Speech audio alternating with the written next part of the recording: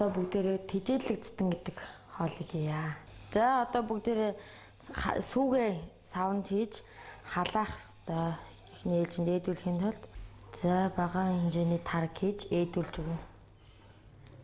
Ээдэм болоход нэг 3-5 минутын хооронд ээдэм гарчин дөө. Ээдэм бэлэн болсон.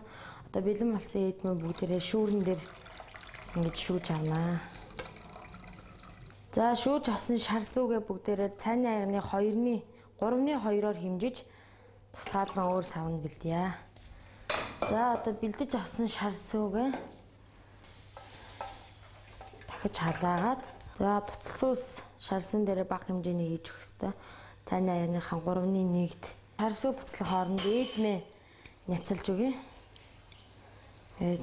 Гэрийн нөхцөлд бол бид нэр миксер хутгуураар ихэн голцоо няцалж олдог л доо.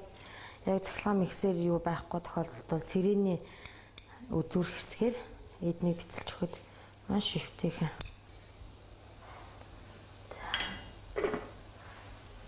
За одоо шарсан маань буцлаа бүгдээрээ хүүхдийн будаа хийж өгнө. Хүүхдийн будаагаа тасралтгүй хутгаж цацаж ингэж хийж өгнө.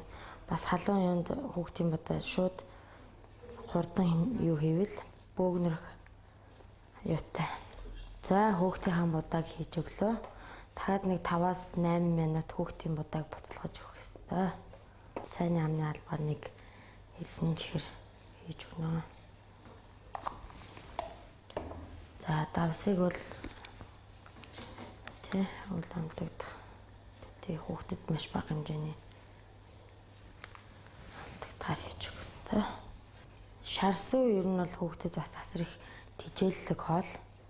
Бага хэмжээний цэцгийн тос тусааж өгөх ёстой. За тижээлэг зүтэн маань бэлэн боллоо одоо.